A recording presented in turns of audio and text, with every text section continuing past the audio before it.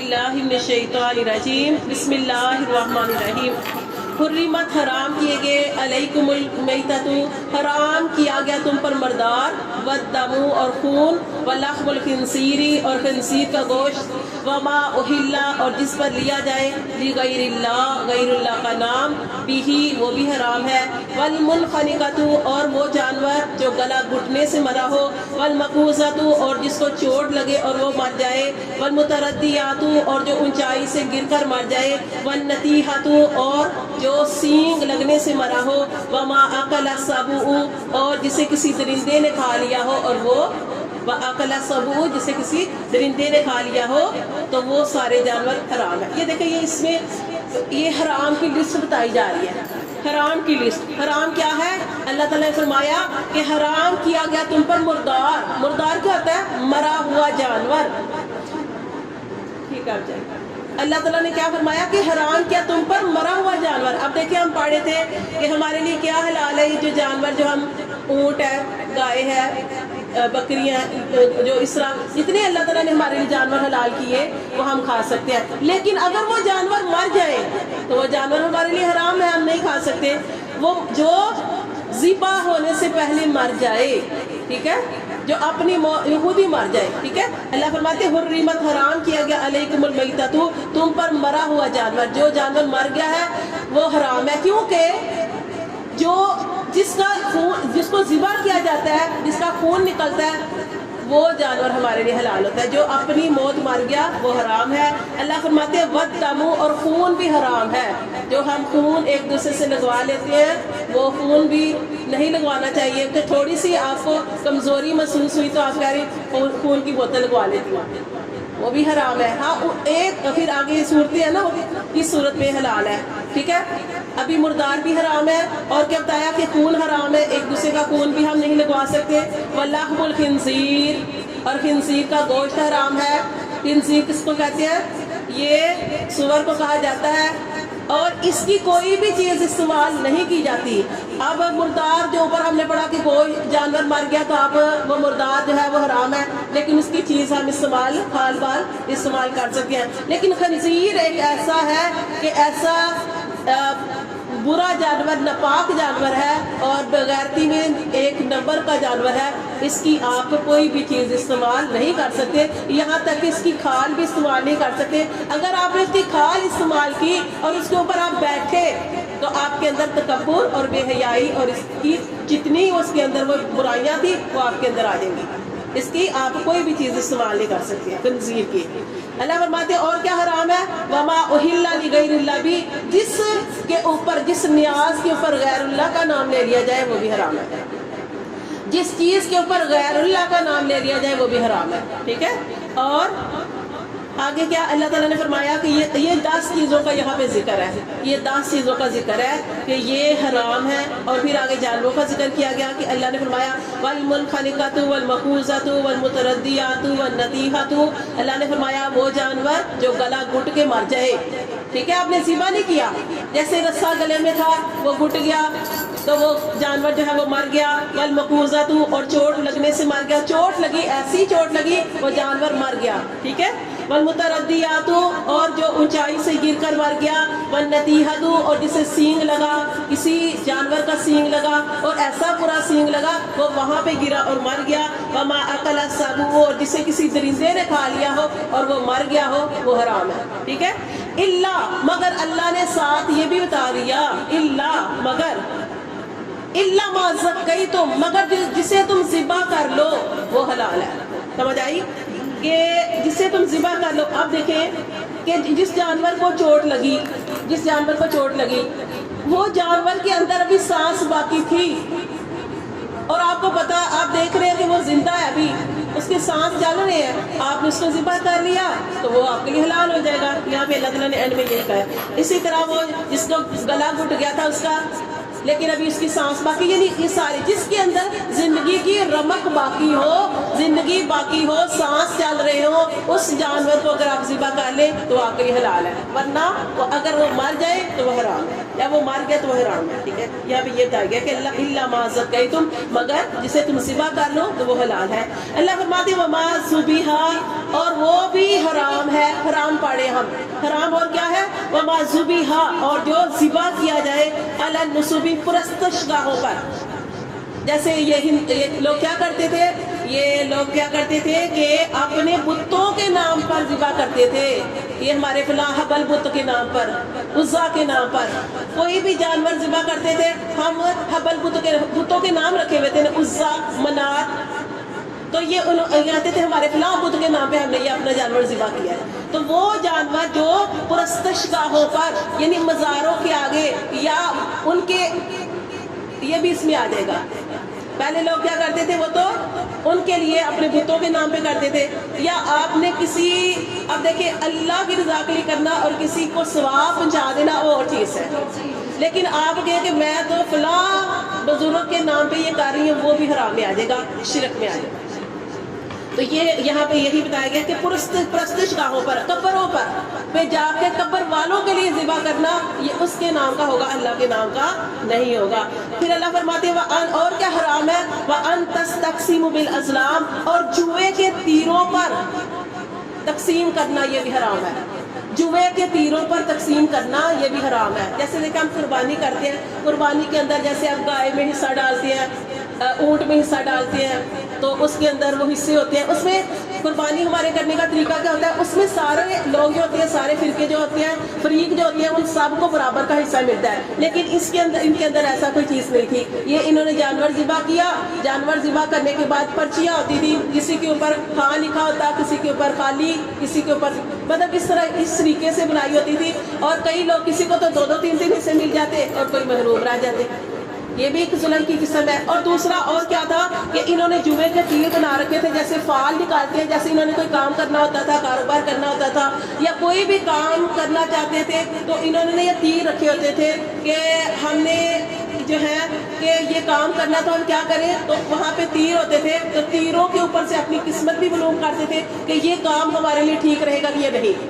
وہ بھی ایسے ہی کرتے تھے کہ وہ اس کے اوپر بھی کہیں ادھر جاتا تو ہاں ہو جائے گا ہمارا کام، اس طرف جائے گا تو نہیں ہوگا. یہ اس طریقے سے انہوں نے اپنے پاس سے چیزیں بنا رکھی تھی. جبکہ اللہ تعالیٰ کا کیا حکم ہے، اللہ تعالیٰ کا حکم ہے کہ جب آپ کو یہ بھی کام کرنے کا ارادہ کرے تو آپ نے استخارہ کرنا ہے.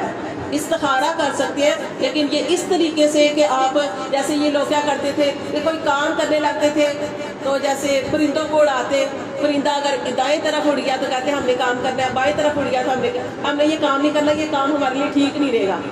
یہ اپنے پاس سے ہی اس طرح کی چیزیں کر لینا، تو یہ ساری چیزیں جو ہے نا، یہ کہیں بھی دین کے اندر ایسا کچھ بھی نہیں ہے. اللہ تعالیٰ فرماتے ہیں یہ سارے حرام ہے.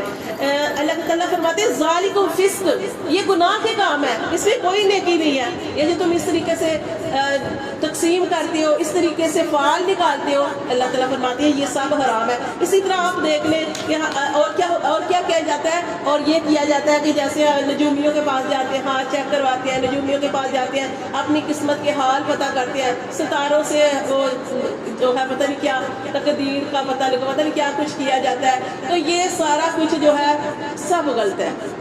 نبی صلی اللہ علیہ وسلم کی حدیث میں مفہوم ہے کہ جو کسی نجومی کاہن کے پاس گیا اور اس نے جو اس کو بتا دیا، اس نے اس کی بات پہ یقین کر لیا، تو اس نے مجھ پر نازل ہوئی وحی کا انکار کر دیا. کیونکہ اب یہ دیکھیں، بے شک ہماری قسمت ہمارے ہاتھوں کی لکیروں پہ بھی ہوتی ہے، لیکن یہ بدلتی رہتی ہے. یہ کسی کو دکھانی بھی نہیں چاہیے. جو ہاتھ دکھاتا ہے اس کو بھی گناہ ملتا ہے، جو دیکھتا ہے اس کو بھی گناہ ملتا ہے. قسمت بنا، اور جن کے ہاتھ نہیں ہوتے ان کی تقدیریں نہیں ہوتی. قسمت بنانے والا، اب کئی لوگ ہوتے ہیں، آپ نے دیکھا کہ اخبار کے اندر آتا ہے آج کا دن کیسا رہے گا، آپ کا کون سا ستارہ ہے. لوگ اٹھ کے ستارے دیکھتے ہیں، کہیں پہ لکھا ہوتا ہے کہ آج کا دن آپ کے لیے بڑا سفر نہ کریں. یہ ہم لوگ ایسی چیزوں پہ یقین رکھتے ہیں جس میں کوئی حقیقت نہیں ہے. اللہ پہ یقین رکھیں، اور اللہ تعالیٰ نے ہمیں چیزیں بتا دی ہیں کہ اپنے گھر سے نکلنا ہے، کوئی بھی کام کرنا ہے، سب سے پہلے اگر کوئی رشتہ کرنا ہے، کاروبار کرنا ہے، کچھ بھی کرنا چاہتے تو آپ نے استخارہ کرنا ہے، اللہ سے مدد لینی ہے۔ پھر اس کے علاوہ اور کافی صورتیں ہیں، گھر سے نکلتے ہیں تو آپ گھر سے نکلنے کی دعا پڑھ لیں، کام شروع کرنا چاہتے ہیں اس کے لیے کوئی صدقہ پہلے کر لیں، اللہ کے آگے حاجت کے نفل پڑھ لیں، پھر اپنا کام شروع کر لیں، پھر اللہ کی مدد آئے گی، پھر اللہ کے راستے میں نکالیں سب سے پہلے۔ یہ اس طرح کی کچھ صورتیں ہوتی ہیں، بجائے کہ ہم فلاں کے پاس جائیں، فلاں کے پاس جائیں اور غلط طریقے سے کام کریں، اور یہ ساری چیزیں جو ہیں اللہ فرماتے ہیں فسق ہے، یہ اس میں کوئی فائدہ نہیں، یہ گناہ کے کام ہے۔ ہاں وہ کام کرو جس کا اللہ اور اللہ کے رسول نے کرنے کا حکم دیا ہے۔ پھر اللہ فرماتے ہیں الیوم، آج کے دن، یا الذین، آج کے دن مایوس ہو گئے وہ لوگ، کفروا، جنہوں نے کفر کیا، من دینکم، تمہارے دین سے، فلا تخشوہم، ان سے نہ ڈرو۔ یہ جو آیت ہے الیوم یا الذین کفروا، آج کے دن مایوس ہو گئے وہ لوگ جنہوں نے کفر کیا، من دینکم، تمہارے دین سے۔ اللہ فرماتے ہیں کہ جب اللہ تعالیٰ کے آخری نبی حضرت محمد صلی اللہ علیہ وسلم پر دین مکمل ہو گیا، اللہ نے سارے احکام، یہ قرآن نازل ہو گیا، قرآن مجید مکمل ہو گیا، آپ صلی اللہ علیہ وسلم کی تعلیمات مکمل ہو گئی، جب فتح مکہ ہو گیا، جب سارا دین ہر طرف پھیل چکا، کیونکہ نبی صلی اللہ علیہ وسلم یہی کام کرنے آئے تھے، نبی صلی اللہ علیہ وسلم نبیوں پر مہر لگانے آئے تھے، خاتم النبیین بن کے آئے تھے کہ آپ کے اوپر شریعت ختم ہو گئی، اب آپ کے بعد کوئی نبی نہیں آئے گا۔ تو یہ آیت جب نازل ہوئی تو اللہ تعالیٰ نے فرمایا کہ آج تمہارا دین مکمل ہو گیا ہے، آج کافر مایوس ہو جائیں گے تمہارے دین سے۔ پھر اللہ نے فرمایا اب تم نے کافروں سے نہیں ڈرنا، فلا تخشوہم، ان سے مت ڈرو، واخشونی، مجھ سے ڈرو، الیوم اکملت لکم دینکم، آج میں نے تمہارے لیے تمہارے دین کو مکمل کر دیا۔ یہودی تھے، وہ کہنے لگے، حضرت عمر فاروق رضی اللہ تعالیٰ عنہ سے کہنے لگے یہ جو اتنی بڑی آیت آپ کے اوپر نازل ہوئی ہے نا کہ اللہ تعالیٰ نے فرمایا کہ آج کے دن ہم نے تمہارا دین مکمل کر دیا، اگر یہ ہمارے اوپر نازل ہوتی تو ہم اس کو عید کا دن بنا لیتے۔